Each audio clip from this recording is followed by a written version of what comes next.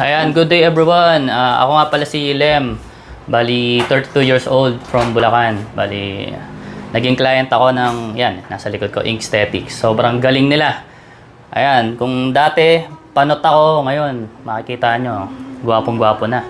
8 years kong tiniis to. Ngayon, okay na po ako. So, malaking pasasalamat ko po sa Inkstetics, sa aking experience, sa kanilang napakagandang serbisyo. Mga professional po ang mga nandirito. Sa aking experience po ay talagang napakaganda.